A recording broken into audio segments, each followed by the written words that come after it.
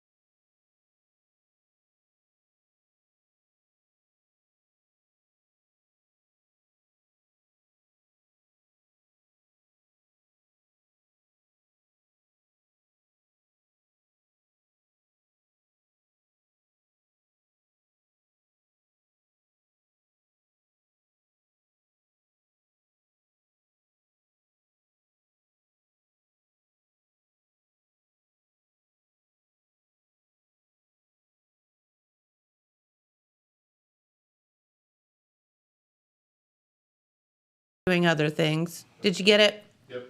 Okay. All right. So let's go over the clue. Sorry if you missed the first little bit of the show because we had a little audio issue, but we're all fixed now. So day 9, Cycle Search clue. Are you ready? I'm taking notes. Now this one kind of tells you something. Okay. Yeah. So are you taking notes? Okay. Pay attention, folks. Pay attention to this one because it kind of, definitely tells you something. All right, day 9 clue. While driving around to look, make sure to park the car. Walk around and search. You may not have to go far. Okay, all right. So yeah, the operative issue is what is not far. Yeah, and where do you park your car?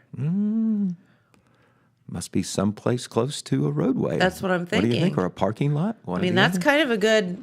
that's like a big one. We're that's something to, you better jot that one down. Yeah, for sure. I agree. Remember, you got to put all these clues together. You can't cut out on a day. See, and that's the whole thing is you can take a word from here and a word from there, and you have to put them all together. So right, you got to realize that these clue writers have spent the last year figuring these things up. Exactly, planning on what next year's is going to be to help you, but string you along as well. Right. I mean, it wouldn't be any fun if you found it on the first day, right? But at the end, you could win 2 mopeds. 2, yep. Exactly. Yep, there you go. Be zooming around with a friend. Right. Yep. All right, well, Pete, what in the heck is going on in the news, and Well, I think I know what you're going to talk about. Well, there was an incident.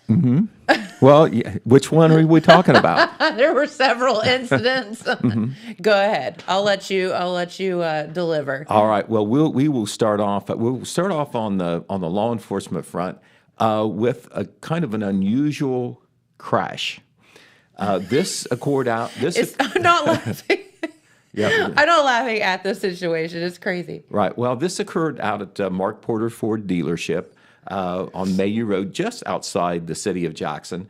Occurred late on Tuesday afternoon, and we got a couple of photos. Here is one. What happened is that white pickup truck that you see there, it's been pulled out after the wreck there a little bit, but that pickup truck ran through the front showroom of Mark Porter Ford dealership. Yeah, Tuesday afternoon. There's a is. kind of like a better shot to give you perspective of how far that vehicle went into the showroom.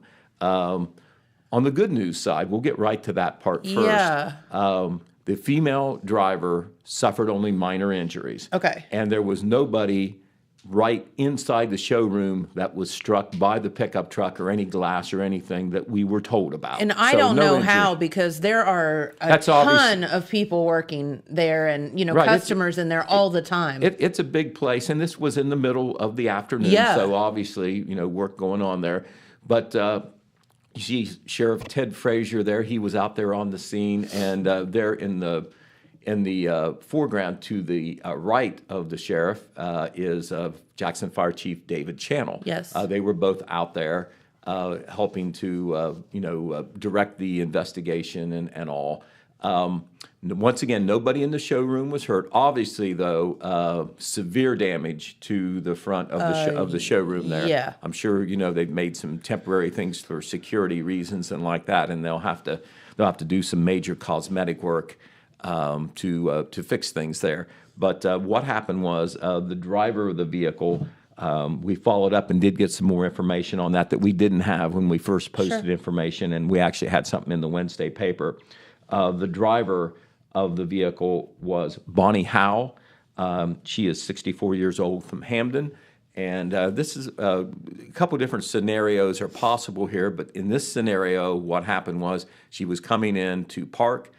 As she was getting ready to stop, she hit the accelerator instead of the brake, and bingo, right through the showroom there. We were just discussing off the air before, we started the show, that it happens all the time. Like, it happens way more than we've had numerous businesses where somebody has run through the front of it. So it's just that easy to make that mistake. Right. Well, down there, the brake pedal and the accelerator. Yeah. Right? And, if you may be distracted, or your foot just may go the wrong place, and Sure. then you're getting ready to stop, and instead, you're going faster. Yes. So, it does happen, and it happened so fast. happened out there on Tuesday afternoon. And once again, only minor injuries for Bonnie Howe. Her husband was a passenger. He was not hurt. We understand he was Good. not taken to the hospital, at least. And so that was what happened out there. We'll have a follow-up photo with the information about the wreck, which we got from the sheriff's office, that will be in our upcoming issue on Saturday. Can I make a little joke, Pete?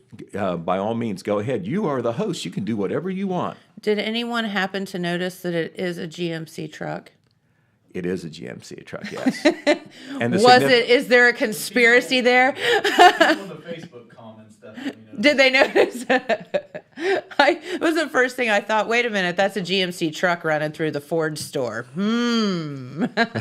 I don't think Bonnie meant to do it. Right? No, And I'm glad that I'm everybody's sure okay. not. Yeah, some people there on Facebook did have a little bit of fun with the situation.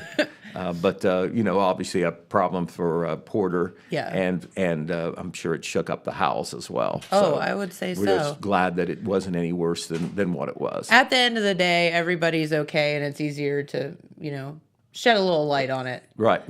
Not major injuries. You can get a new truck. You can fix a truck. Yeah. You can fix a building. Yes. So. Absolutely. All right. Okay. We had kind of an unusual crime to report in terms of magnitude, Jennifer. This was a little weird. We got this report from the Jackson County Sheriff's Office talked to Ted Frazier and his chief deputy, Scott Conley, and this will be going in Saturday's paper. We'll have it online before then. Okay. But we'll kind of do it chronological. A gentleman by the name of Michael Keck, age 71, of 275 Frank Smith Road. That is just outside Wellston off 32 there towards Berlin. Never heard of that one before. Right, Frank Smith Road. And he called 911 because he had been shot in the leg. And initially, when EMS and the deputies arrived, he said he had been outside on his property target shooting, practice shooting, and that a stray bullet from the neighboring property had come and hit him on the leg. That was where he speculated the injury came from. Well, while the sheriff's office was out there, they determined that Mr. Keck was wanted on a warrant from the Vinton County Sheriff's Office for improper handling of a firearm. So this is a felony warrant where, he's supposed to be arrested. Oh. So he's, in that way, a wanted man. Yeah. All right. They got a search warrant, and they did a search of the house because, he was a wanted on a felony warrant. And in the house, they found 105 guns, all long arms, mostly rifles, some shotguns. And we have a photo of the sheriff standing with a portion of the guns. Holy moly! This is an arsenal. Now, Ted Frazier has been in the law enforcement game for a while. So has Scott Conley. Yeah. And they can't remember every haul of confiscated guns they've had, but they cannot remember anything quite like this. 105 guns inside the house. They were not all stacked up in display cases or anything like that, or in the garage or in a room. They were partially or completely concealed throughout the home. Under the couch, in the closet, under the bed. What? All sorts of things. They weren't necessarily illegally obtained or anything, but because he had a felony warrant, he is not allowed to have firearms. That's part of the deal. So there is a charge called weapons under disability. It doesn't mean you're handicapped or anything. That means that you are legally disabled from having firearms because you have a felony warrant. So 106 guns. By the way, the 106th gun was a handgun that they found in his automobile. So he could have multiple counts of weapons under disability in addition to the felony warrant that he is under from the Vinton County Sheriff's Office. Wow. When they talked to Mr. Keck, I'm not sure when this was divulged, but it did come out a little bit later. He admitted that he accidentally shot himself in the leg when he was out shooting on his property. Sure. Not a serious injury or anything, but he was not immediately arrested. The first place he would go if he were arrested would be Vinton County because of the outstanding warrant. Yeah. But because of the medical situation, he was not immediately arrested.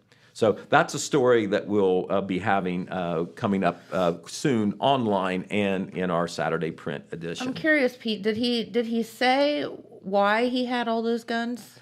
Was that part of the discussion? I asked that question to the sheriff's office, and they were not aware of how he collected those guns. Some people like guns. Some people collect guns. Yeah. They didn't think that there was anything necessarily in and of itself suspicious of having all those guns, like some he's planning some kind nefarious of reason or thing, whatever. Like a survivalist, that you see out on TV in those remote areas. Nothing like that. I don't know about having a criminal record other than the warrant from Vinton County. He just happened to have all those guns, and because of the felony warrant, that represents more trouble for him. Interesting. Right. Okay. Well. All right. So, also on the criminal justice front, it's kind of troubling. Repeated stories about sex-related crimes, more and more. It's and wild. we have some in the news now. And being an equal opportunity newspaper, we tell you about all of them. Yeah. One of the most recent indictments was on Robert J. Nickel, age 50, of Chillicothe Pike Jackson. He is facing indictments on 3 counts of rape. There is Mr. Nickel. 3 counts of rape. That is a first-degree felony. 2 counts of sexual battery. That's a third-degree felony. And 1 count of gross sexual imposition, a third-degree felony. Mr. Nichols, the backstory is that a juvenile family member told a neighbor that Mr. Nickel had attempted to rape her. Oh, my. So a family member, a family member tells a neighbor turns in information to the sheriff's office. It's investigated. The sheriff's office did discover they are claiming that Nickel sexually abused this juvenile family member over several years. And so he has been arrested after the indictment and is in the Jackson County Correctional Facility. Once again, Robert J. Nickel, age 50, Chillicothe Pike, Jackson. Okay, just earlier in the week, and in the same round of indictments, this was on our front page on Wednesday, also already online. I believe the Nickel indictment and arrest is also online. Will be in our print edition on Saturday. Mr. Alan J. Deverick, age 76, of Morgan Street in Oak Hill. There's Mr. Deverick. He, in a joint investigation involving the Oak Hill Police and the Jackson County Sheriff's Office, he was arrested and indicted for having child pornography materials. The Sheriff's Office received a tip that Deverick was in possession of pornographic material involving children. We've seen reports of this more recently here in our local news. A search warrant was obtained through his apartment, which is on Morgan Street in Oak Hill. They found a large collection of pornography involving minors engaging in sexual acts, many of which had been downloaded to a cell phone. Deverick admitted to authorities having the material downloaded and possessing the materials. He is also now in the Jackson County Correctional Facility facing future prosecution. Don't know what to say, do you? No. All right. Another one farther along on the criminal justice front. Jericho Wisdom. Don't have his picture for you, but he's age 21. He lives here in Jackson on Payne Street, or he did before all this happened. He was just sentenced to a total of 8 years in prison in a recent hearing in Jackson County Common Pleas Court by Judge Christopher Reagan. He had waived his right to a jury trial and pled out, and he ended up getting 8 years in prison. The charge, pandering obscenity. He is one of 4 young men who involved in the same crime, indicted at the same time. One of them has already been through the criminal justice system. He's the second. 2 more are awaiting trial or pleas. But he was sentenced to 8 years.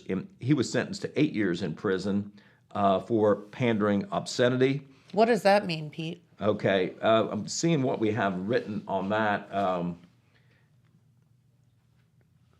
Do not have the details of exactly what the pandering obscenity is, but he was involved with 3 other young men in this particular investigation. And he ended up getting 8 years in prison. The other 3 involved Jeffrey Garrett, age 48, of Chestnut Grove Road, Jackson, Chad Williamson, age 50, of Jackson Hill Road, and Christopher Seymour, age 30, of Michigan Avenue in Wellston. Mr. Seymour was sentenced to 11 to 13 years in prison in an earlier proceeding. Garrett and Williamson's trial are in the near future. So, sorry I don't have those details for you. This was just the sentencing hearing there, but the charge was pandering obscenity. And I think it had to do with pornographic materials. What I'm guessing. On electronic devices. So, we still don't have anything to say, Pete. Right, I know. Well, it's wild. I think what we have here, I've talked informally with law enforcement on this because we've had some more of these coming through court lately. You have more people coming forward with news about these things. Investigatory techniques are more sophisticated now on tracing this stuff and finding this stuff. We were just having this discussion the other day, James and I, about, why is there so much of this now? Is there just more of it out there or more people getting caught? And I assume that it's just more people getting caught. I think it's more people getting caught, and when there is news of an indictment or whatever and it gets publicized and it's on social media, I think that maybe encourages some people with knowledge of these crimes to come forward. Yeah, it's not so taboo to say something. Right, and there is, once again, the investigatory techniques are much more sophisticated than they once were. And, some of those crimes against children, in the years past, they probably occurred, but it was just kind of like kept under wraps a little bit. I don't think it was because there wasn't an attempt at prosecution or investigation. Sure. It just didn't come out. Right. But it's also possible, how can you quantify it for sure? It's also possible that there's more of it going on. That's quite likely too. Well, with the power of the internet and all of that, the access to things like that is, much more real Right. than it used to be. Absolutely, absolutely. Well, of course, earlier in the week, we told you about the aftermath of that horrible fire at the Deborah Willis residence on North High Street in Jackson. On the backside of that, we have a couple of updates to report. First of all, this Saturday, the Jackson County Firefighters Association is, along with the Jackson County EMS, this is all volunteer thing, not a work thing. They're going to do a collection drive for Debbie. Okay. Now, Debbie's losses on North High Street, and they considered her house and contents to pretty much be total losses, was insured. But you have a lot of out-of-pocket and immediate expenses. And Debbie has 4 dogs, and they all required veterinary care. Yes, absolutely. After this happened, there is Debbie with one of her dogs, Jazz. Yes, that's Jazz. And Jazz was the one who was hurt the most by the fire. Firefighter Stephen Moore had to carry Jazz out. Jazz was administered oxygen outside the house. It's a good news, bad news thing. They saved Jazz. Jazz responded well initially to treatment at a veterinary hospital, MedVet, I believe it is, up in Worthington. Yeah, and I know what MedVet costs, and it's not cheap. Okay, well. At all. Right. Well, anyway, the latest is that even though Jazz was going to get to come home, he has had a relapse. They feel he may have pneumonia. Okay. He is considered stable, but in critical condition up there. Sure. Deborah has posted this morning and said that Jazz is not out of the woods at all, as far as, whether he's going to make it or not. But hopefully everybody we're pray not sending only all the for best Debbie, but for her vibes that dogs, way. and Yeah. especially Jazz. Jazz is a very accomplished and specialized trained therapy dog. Yeah. Who, I believe, if I'm remembering correctly, Jazz has hit the road with Debbie many cases. They go to places where a hurricane is hit or a storm is hit. There's been a calamity. Yes. And Jazz is specially trained in helping people in those situations, especially the first responder people. That's right. And So the first he's been responder- many, many places. Right, and Yeah. Deborah is, been a career professional with Jackson County EMS, former station chief here in Jackson, and so I know Dave Channel and had a lot to do with this, but a collection drive will be done Saturday at several different locations in Jackson County, and all the money and/or gift cards will go to Deborah to help her out, in this very difficult period where she's worrying about her dogs, trying to recover from the fire. She cannot not live in that house the way it is now. Sure. Not sure, what that situation is or where she's staying. I know she has a lot of friends, and they are answering the call. But you can also help by donating to this collection drive. It isn't, the firefighters and EMS folks, and maybe other first responders are going to conduct the drive, but anybody can donate. And it'll be 11 to 1 this Saturday. The places, one will be at the entrance to the Jackson Square Shopping Center, just after you go in there where the parking lot is, out of the way of all the stores. The firefighters will be stationed there. It'll be obvious. Probably somebody somewhere else, or more, maybe even more than one other spot in Jackson. Can't say where. The Piggly Wiggly grocery store in Wellston. Okay. The Madison Jefferson Fire Station on Front Street in Oak Hill. Okay. And out on State Route 776 at the Soda Township Fire Station. Okay. And even though there's just like 4 or 5, 6 locations, firefighters and EMS people from all over the county will man these positions. They're just going to the high traffic areas where they're likely to see more people and maybe be seen and get more donors. They are asking for cash. They are asking for gift cards, not materials. Okay. She will know how to use the money and the gift cards to best help herself. Absolutely, yes. So anyway, once again, Jazz in ICU up at MedVet in Worthington. So we'll definitely keep our eye on that. I know Debbie has been there more than once, and she took one of the other dogs up there to give Jazz a lift because, of course, the dogs are like brothers and sisters. Well, of course, yes. So They're siblings. Exactly. So I wrote a column on this in our last Wednesday paper. It was kind of like the best of times and the worst of times. The worst of times because the terrible tragedy, but the best of times when you see how people respond and try to help. It is something. I've seen it time and time again throughout our Jackson and Vinton County communities. That's what. And, you know, That's small community for you, right? You know? And a way to do it, of course, again, is Saturday by donating to the collection drive. And just the gesture of doing that means as much as the money itself, I'm sure. Yes. All right, we're going to move real quickly because I know we got Red Thompson Jr., I think, coming in a little bit later. He isn't a morning person now, Pete. We know that. I am very aware of that. But a couple of other things that happened real quick. They had a kind of like a symbolic ribbon cutting ceremony. I don't know whether they really had a ribbon, but it was symbolic at least. They wanted to announce that the new Jackson County Emergency Dispatch Center was nearing completion. Not quite operational yet, but it is going to be on the second floor of the Health Department building, the B.J. Allison Health Department building there on the corner of Portsmouth and Main. Okay. It had been in a small building behind the Health Department. That's where, you know, they do the dispatching, the 911 and whatever.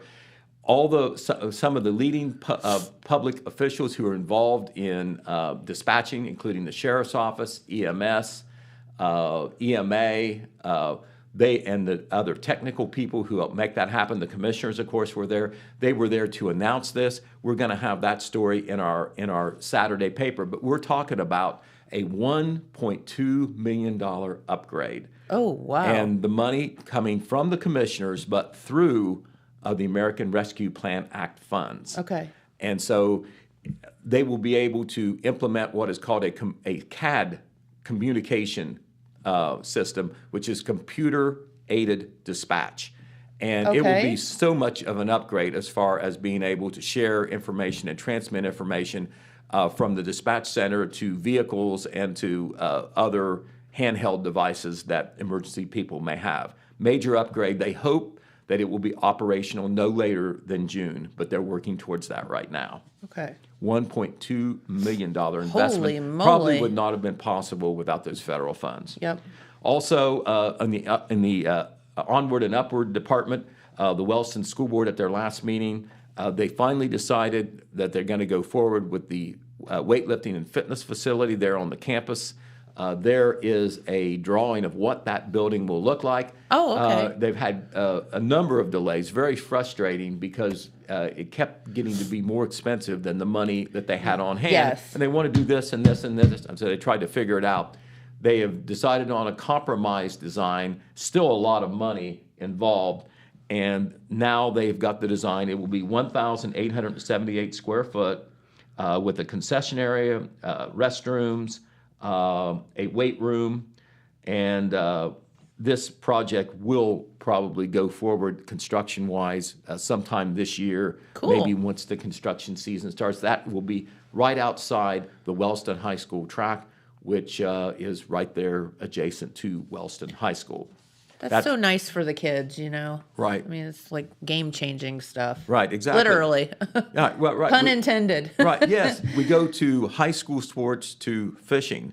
We've got some answers for you about the Trout Festival now. Oh, Remember we were talking about, the report that came out of Jackson City Council without a lot of detail or explanation that there might not be a Trout Festival because they're not going to put trout in Hammertown. Yeah. Well, it's true. They're not going to put trout in Hammertown. The state has made a decision. It's not about Hammertown. It's about their new guidelines for stocking trout everywhere in the state of Ohio. Okay. And basically, it's not a good deal for the lightly populated areas because the state, the Ohio Division of Wildlife is trying to be good stewards of the tax money. Well, the trout costs money. It's considered to be about $5 a trout. Okay. Well, they put the trout in. So if you're putting 3,000 to 5,000 trout in Hammertown, and they're not all being caught, and plus a lot of them are dying because the trout can't survive in real hot weather. I think this is something that's kind of important for people to know. The trout actually don't fare well in and they don't our area. And they don't reproduce on top of that. So you're throwing them in there basically to get caught. Yes. Or if not they're going to perish. And not enough of them are getting caught. First of all, they're not easy to catch. And if they're not caught by a certain time, they die because of the weather Yeah. and lake conditions. And I think a lot of people don't understand that, so that's important for people to know. So the fishery biologists have decided, and this is a statewide thing, that they are primarily limiting trout stocking to lakes or ponds 25 acres or less in size, with 75% or more shoreline accessibility. In other words, they want to put them in the lakes where the trout will last for a while, and many people will go try to catch them. Yes. Well, we're more lightly populated. Hammertown's a pretty big lake. Lake Alma is not as big, but it's a good size. They've decided, basically, to put it bluntly, it's not a good investment. Okay. Now, that's not good news for the fishermen. No. Just because we don't have as many, that's kind of regretful that situation exists, but it comes down to dollars and cents. The more populous counties, they're going to get trout because the fishing pressure is greater and it's more likely to be caught. Right. The trout are more likely to be caught. So bottom line, no trout are going to be stocked in Hammertown. That is a state decision. That is not a local decision. Right. This has nothing to do with our city council. Right. Right. So what happens to the Trout Festival? Yes. Well, there can't be a Trout Festival without trout. Sure. So the FOP is the local group that has put on the Trout Festival. They are going to have a meeting, I think, first of next week to decide what to do, if they're going to have some alternate event. Yeah. Some other kind of fish festival or event. Maybe just like a game fish festival or, something. Yeah, that's possible. Also, a side story out of this came out of the tourism board meeting that was last Monday down at the city council chambers where the city tourism board distributes funds. There was a gentleman by the name of Jeff Dalton who lives right here in the Jackson area. Yeah. He suggested that the tourism board fund the stocking of trout from a private from a private fishery, not the state fishery. Oh, gotcha. It would cost $7 to $8 per trout. Okay. And Mr. Dalton was asking that the tourism board fund $6,000 so 700 trout could be put in the lake.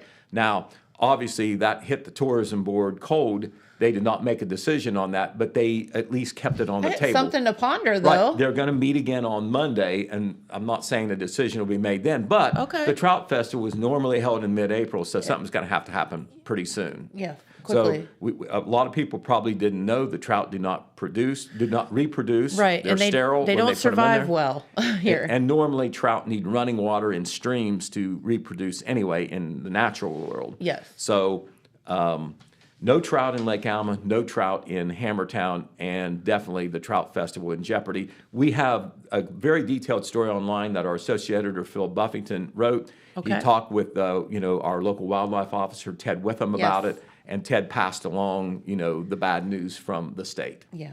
So the Jackson Visitors and Convention Board, they did meet and awarded a bunch of funds. One of the biggest awards went to the Jackson Historical Society, $7,500 to help with the construction of a salt furnace replica down there at the Salt Lick Village Park, which is there where the historic depot is off East Broadway Street. This is the cornerstone, the focal point of what Salt Lick Village is, what they envision it to be, the Historical Society.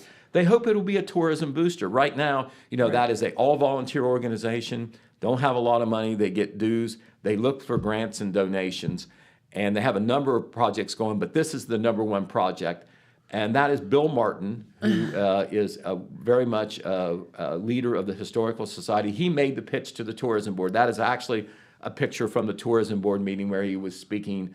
You see Brett Reed and Dan Fulks in the picture there. They're two of the three board members. Ryan Peters is the other. Okay. He was making the pitch, and they asked for $10,000. They got $7,500. So that's a long way towards it. The tourism board did not allocate all their money. They allocated a portion of it. So there's a possibility that other projects, there were many other projects funded besides this one. It's possible the Historical Society will get more money on down the line, but they have $7,500 to start off with. All right. And so they are probably going to go forward with that project. I'm not sure where they are on the planning, but they have got a drawing and everything like that. They know what they want to do, but of course they need the money, and they've got a good portion of it now. Cool. Because they do consider it a $10,000 project. Nice. All right, some other business things we want to tell you about. Stars Auto Body LLC. That is a company, a family-owned, operated company that does automotive and truck repair and upgrades in MacArthur. Well, guess what, Jen? They are expanding to Chillicothe. So that's good news for that family and that business and for Ross County. They're going to, they got $2,200,000 in state money to produce a new production facility in Chillicothe. This is Star's Auto Body, obviously very successful in MacArthur. And they're going to expand to Chillicothe to keep the operation going in MacArthur as well. We'll have a story in our Saturday paper. So a lot of things popping on the business side. It's like March 1st came, had great weather, and all of a sudden we have all these business stories going on. Well, it's so good. And you know, we're getting past this stupid C word situation too, and I think people are, you know, feeling more comfortable. Is that COVID or cold? Either way. Okay. Both. All right. Well, it was just maybe a symbolic thing, but it was so warm and sunny yesterday. So it pretty. kind of made you feel like things are going to get going. It's like there's hope. Right. I'm going to mention a few of them really quickly. Some of this news will come later in our paper. Okay. But this was last Saturday. The J. Lorraine Beauty Salon. It's newly named. It used to be the Beauty Divine Salon. They have new ownership. This was the ribbon cutting last Saturday. Jeremiah Shaver was there. The new owner operator of that is Jolie Frisbee. She is 22 years old, a young Jackson High School graduate, and this was her dream to have her own shop. Nice. And she purchased the Beauty Divine Salon in Wellston. It's on 15 East Broadway Street, and so she's now in business there, doing all sorts of beauty work, especially on the hair side. Love it. Some other business things that are happening we want to mention. Also in Wellston yesterday, on the 1st, they had a ribbon cutting at Patio Grubs and Suds. That used to be Rocket Pizza. Rocket Pizza, and they changed the name late last year when the Henry family, Wendy Henry, purchased it. Wendy, of course, associated with Lockard Insurance. Okay.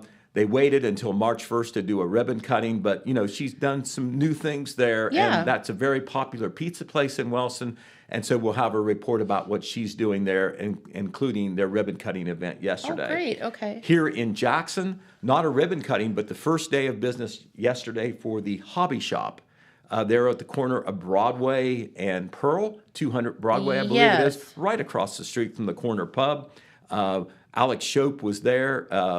Dylan knows a whole lot about this new business. I know he's very interested in it, so he might be able to tell us a little bit about it. But its first day of business was yesterday. Cool. And we will have a detailed story about that business. No ribbon cutting or anything, but they are in business. Dylan, what's in there? Twins and Friends Trading Card Center. That's one of the places inside of it, because it's kind of like a mini mall, but for like hobby shops. The main one is Mark. I don't remember like what his is called, but it's like the hobby shop. Then there's the Twins and Friends, and there's a whole lot more going in there that just haven't got located in yet. Okay. But it's in the process. There's some guys up there checking it out, seeing what they want to put in. I believe a shop from Minford is also coming in. Okay. And I've heard talks of a Dungeons and Dragons hobby shop. Ooh. Right. It's if you're a hobbyist, that's the place to go and check it out. That's you so don't see a cool. specialized store like that often in a town our size, but we've got one. So give it a shot. Go take a look at what they've got. I mean, anything that you can bring to downtown is wonderful. So Right. Yeah. And please support them. There is a lot of activity. Okay, away from the downtown, but here in Jackson, the Buckeye Botanicals, that it was a retail place for medical marijuana. Yes. It has new ownership and a new name, Herbal Wellness. David Johns is the new owner proprietor, and Alex Shope was there yesterday. We'll have a story on that, but it's out there on AC Avenue, right where the McCarty Lane intersection is.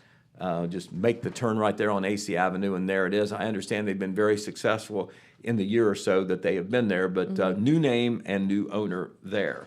Okay. Also, the radio and the Total Media team, including our own Red Thompson Jr., was on hand yesterday for the opening of a new small engine repair shop out on US Route 35 at the old Barron's Target shop. Remember, There was motorcycles in there. Oh, okay, yeah. Right. There, I wondered what happened to that building. Yeah, that's Matt McKee. He was out there doing a remote yesterday, and Red knows a whole lot more about this. We're going to let him talk about that. But because we were talking business, I wanted to at least mention that. For sure. But a small engine repair shop out there on U.S. Route 35. All right, a couple of other things I'm going to talk about really quickly. At the Jackson County Commissioners meeting on Wednesday, they declared, the commissioners did, March as Developmental Disabilities Awareness Month.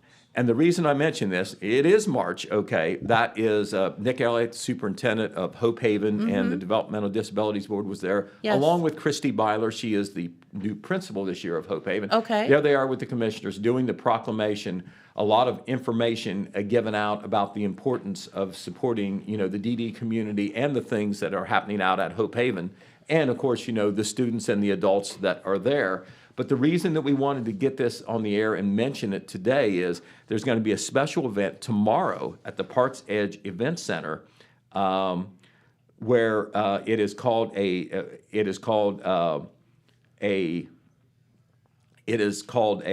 Make Your Own Luck awareness event, where some of the DD clients, their friends and neighbors and coworkers will be there to promote the DD program. Okay. And, this is open to the public. Anybody can come. It will be at the Parks Edge Event Center tomorrow, March the 3rd. All right. Very good. We talk about the sports champions, when we have big achievements by teams and also athletes. Well, what about the brainy kids? Some of them are good at sports too. Well, yeah. But we've got to mention the Jackson High School quick recall team coached by Kevin Bowman. Wait, the what? They are the Frontier Athletic Conference champions once again. And this is kind of like Quiz Bowl, all right? You've heard that phrase? Really? They call it in the Frontier Athletic Conference quick recall. Fun. And they won the regular season and they won the tournament.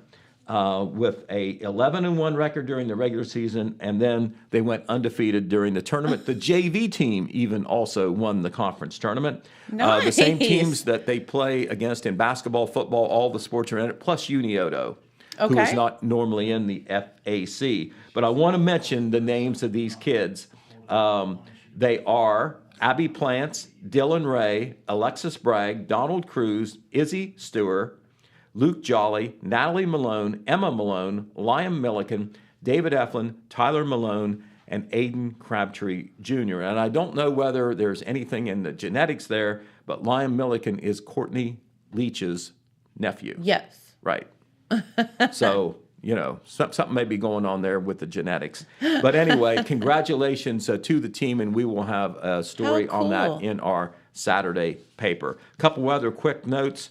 The Jackson County Engineers Office announced last night, not exactly sure why, but they put it out a bulletin, Brohard Road, a section of Brohard Road in Jackson Township, which is next to the Limerick Road intersection. That section of Brohard Road is closed, according to Jackson County Engineer Melissa Miller, and it will remain closed through an extended period of time. Okay. So she wanted people to know about this. Also, the Lick Township people let us know, this is very busy residential and commuter road. Mayu Road, just outside Jackson, will be closed, the Entar Road, on Monday and Tuesday, March 6th and 7th. It's kind of like a narrow road with, not a lot of berm there. Yeah. They are going to be doing some mowing operations and trash pickup, and they're going to have to close the road. Not exactly sure if the whole road will be closed both of those days or it'll be sections as they go, but that closure will affect the road on both Monday and Tuesday. That's Mayu Road.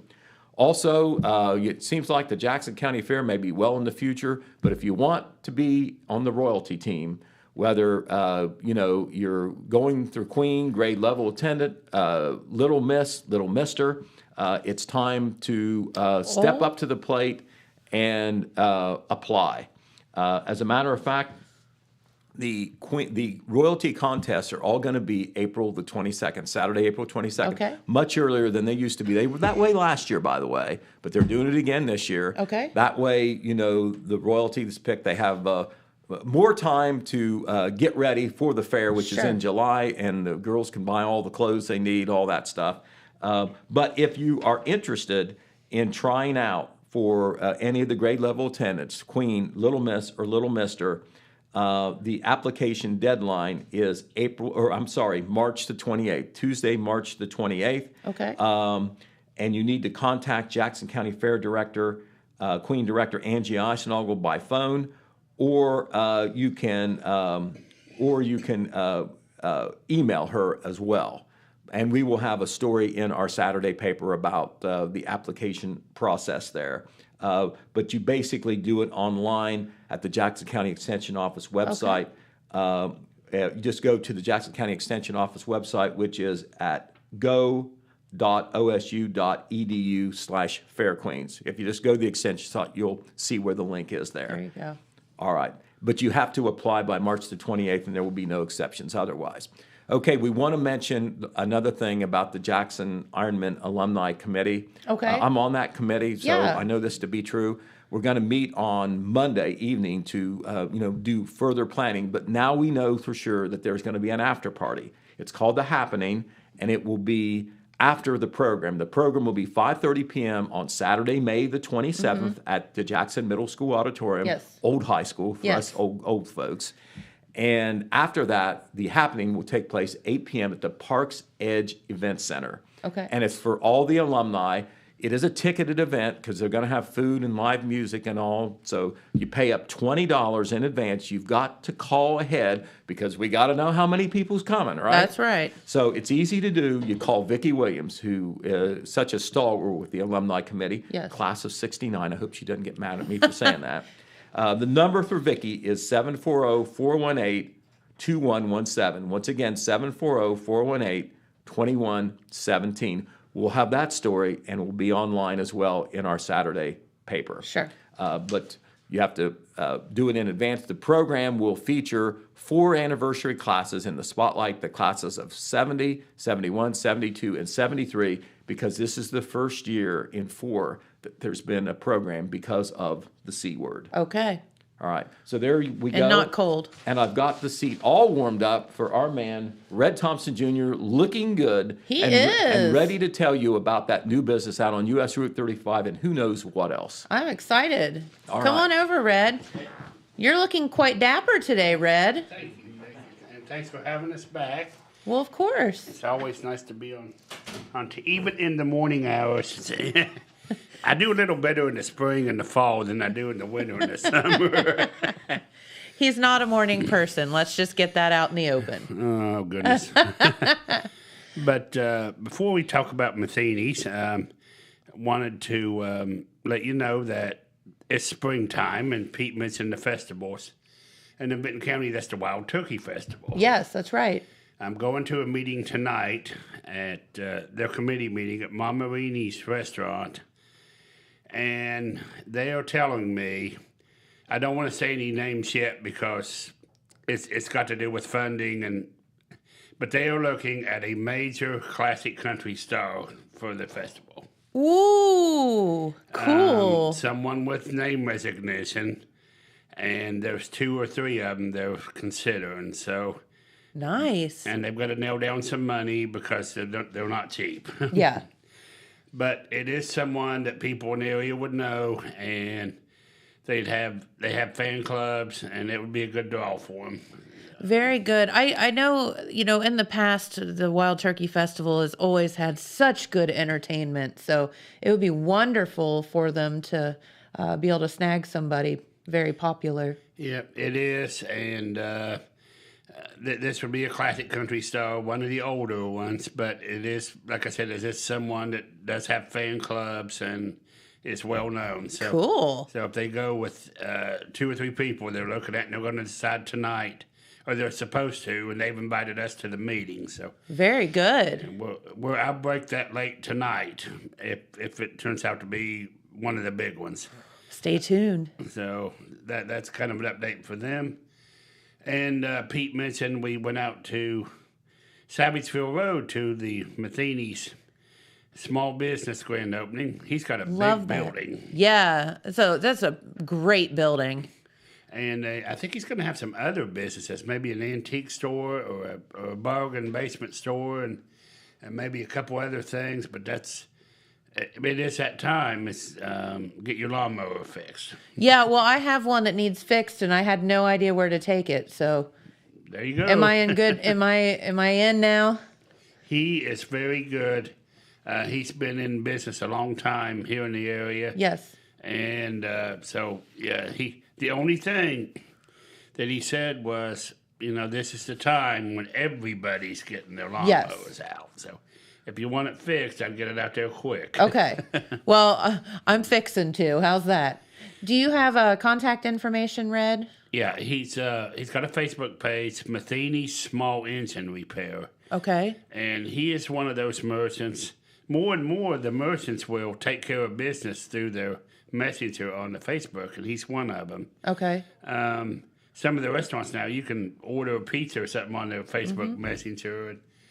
And, he's one of those. If you just tell him what you need, tell him what you have, he will work on all brands. Okay. Very good. And he's a Briggs and Stratton certified mechanic, but he said he'll work on any brand that you can bring him. Okay. If they can get the parts for it, he'll fix it. All right. Cool. That's what he said. Very good. Do we have a video with Mike? No. We don't. Okay. We did speak to Mike. You can see that on the Telegram news. Yes, it's on the Facebook. Telegram news site. And he's very excited, and he wanted to thank Set Printing for the sign, the big sign out there on the highway that, or I guess the road. It's not quite a highway, Savageville Road. And it was made by our very own staff here at Set Printing. Very good. See, it all comes full circle, doesn't it? And they do nice work at Set Printing back there. So we're glad that there it is right there. Nice. And it's and he's doing a landscaping business. Yep, there it is, landscaping, and I think some kind of a small store, maybe, one of those stores that people love. And that's a great area because it's right off 35. And if you're looking for that unusual item, he might just have it. Well, I know when That's awesome. Huh? That's great. I don't know if you and Jamie are the same way, but when my late wife and I, Susan, traveled, we always went to secondhand stores. Well, of course. That's where you find the cool stuff, right? Yes, I'm kind of like the American pickers. I like old advertising signs. And yeah. Have them in those kind of places.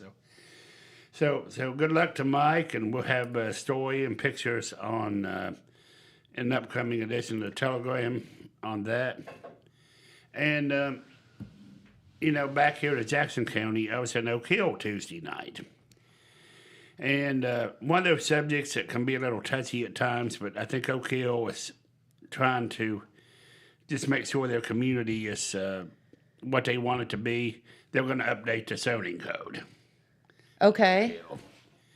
They feel like it's been a long time since it's been updated. A lot of things have changed over the years. Sure. And Oak Hill has some general codes, commercial. Well, there's a lot of businesses that could be commercial that didn't exist years ago. Commercial back in the day pretty much meant stores and restaurants, pretty much. Today, that could mean a lot of things. And like here in Jackson, they have light business, retail, general business. Oak Hill may look at some of those type topics, historical districts. Okay. And because you never know what people might bring in that you don't want. And commercial, like I said, a nuclear dump could be a commercial business. Yeah. And you have to probably need some regulation on that, yes. So that they're going to form a 5-member zoning appeals board. Anyone in Oak Hill can serve on that. And that's for cases, obviously, when there's violations or someone wants a variance or something, they can meet on that. So they're going to do that. And they're also planning for the Festival of Flags. They discussed that. Yes. They're going to do some work at Atna Park. They're going to do some concrete work. They're going to do some electrical work. Okay. And this is a special one for Oak Hill, 150 years Yes. celebration. Very much. And back to music again, they're going to have a whole day of bluegrass on Sunday. Several groups. And so if you like bluegrass music, the Sunday Memorial Day weekend, Festival Flags will be the place to be. I think they're having 5 groups, and Open Rail's one of them. Oh, cool. Yeah, remember Donnie? Yeah. You and Donnie. They're a hoot. Yeah, we had a good time with Open Rail. Hope they can come back and see us. They've been very successful. They won some national awards, and they've been all over the country, and Yeah. so they're a lot of fun to be with. And I guess now we get ready for baseball, softball. All the spring stuff, huh? We're kind of in the law. This was a short run in basketball. Yeah, it was. All the way around. We did have a lot of great things. The Indiana trip was something we'll never forget. That was the Jackson gets a chance next year to go there. Oh, they do. Cool. Yeah, the boys and girls both are going to play there. They're going to play Portsmouth West. Nice. And that kind of basketball they do not modernize that place. I mean, it's safe, but they don't modernize it to make it. That's a historic basketball. Yeah, I mean, it would lose its character if they did a bunch of work to it and made it bigger or whatever. It needs to be just how it was. I tell you, it's something that, and I know we discussed this once before, but just the benches being behind the basket is what that just kind of throws you. Yeah, The coaches. yeah. And when you're used to this, and then you go to this, the coaches can't always see down at the other basket what they're doing, and I guess I'm sure that they have a little meeting before the game starts to explain some of the historical things, because there's no room on the side. No. and you're not on the floor either. It's like up in the stands, and that's it. Yeah, I always kind of, when I go to a place like that, I always kind of think, it really wasn't like the movie. If you go back and watch Hoosiers, it's exactly like what you saw. It is. Okay. I mean, it was filmed there, and there was a few changes made over the years because of logistics, but they put in some modern scoreboards. They put in a 3-point line. Not too much 3-point shots there. The court's not regulation. Yeah, right. So the 3 points a little. But they did do that, but, most of it is like it was. That's pretty cool. And we had a good time with and I hope the Jackson people, if they go, they'll have a good time with it. It's just it's really an education for the kids. Yeah, absolutely. It's certainly not the way that buildings would be built today. Yeah, our gyms now are a bit different than that. And you had a little bit of that when you owned the Oats and Eddie's. Historic buildings. Sure. They're not the same as they are today, but that's kind of the charm. That's the charm of it, for sure. So your floor's a little crooked and whatever. That's the part that makes it interesting. It's you just never know what Hollywood just has a lot of influence, and when you make a big movie like that, they use the best cast available at the time, just probably, and it just become and it's one of those movies that, as Big Papa talks about, it fits in a category of sports and history both. Yes. Those have legs. So For sure. You're not kidding. So there's a lot of go catch a great movie at Tri-City, and I miss going there. I worked at the movies for 5 years, so I ate a lot of popcorn. Time. So, but that's about it. We just we're out there, go out and see Martinis, and because grass cutting season is coming up. Oh, like we could cut our grass already. Some of it. It's Already? crazy. Oh yeah. It's nuts. We will get 18 inches of snow this month. Yeah, of course. So. And then the day before it'll be 80. I know. I was checking Arizona. Pete and Pam's going out to Arizona, and Flagstaff had blizzard warning last night. That's just crazy. Yeah, Flagstaff's 7,000 feet in the air, so they get snow every year. But when my sister-in-law lived in Phoenix, she never got snow.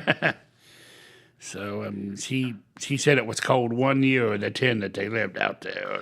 My first trip to Arizona was to the Tucson area, and I was in the 6th grade, and went out to visit some family, and it snowed. And I was like, what is happening right now? Because, it's Arizona. It's supposed to be hot, and it snowed. Yeah.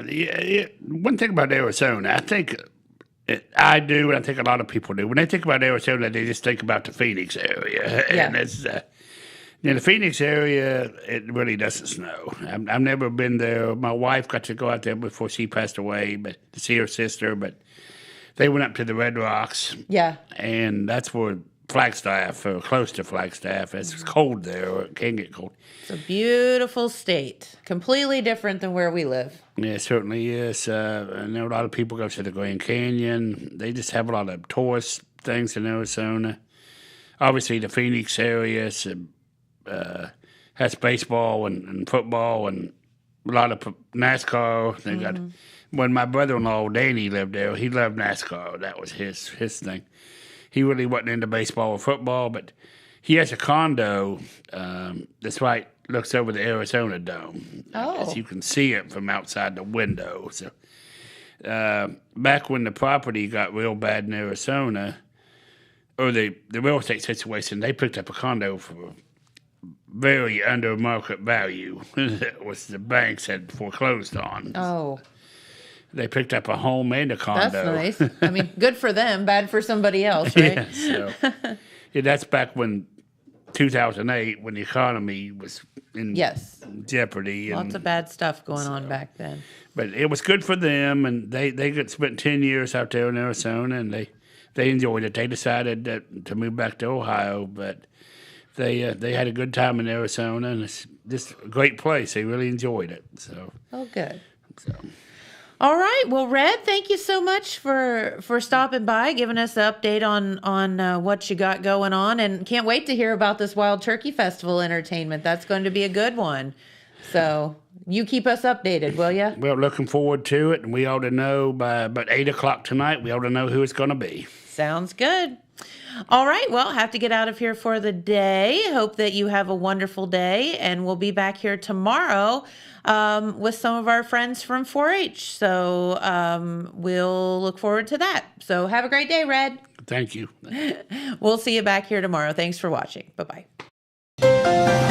This just in. The Telegram News has a new website. TheTelegramNews.com. Same dedicated coverage. Same trustworthy news with a brand new look. Covering Jackson and Benton counties and surrounding areas. Locally owned and operated, TheTelegramNews.com has its finger on the pulse of the community. Stay up to date on local events, high school sports, and breaking news. TheTelegramNews.com. Subscribe today at TheTelegramNews.com. Check it out.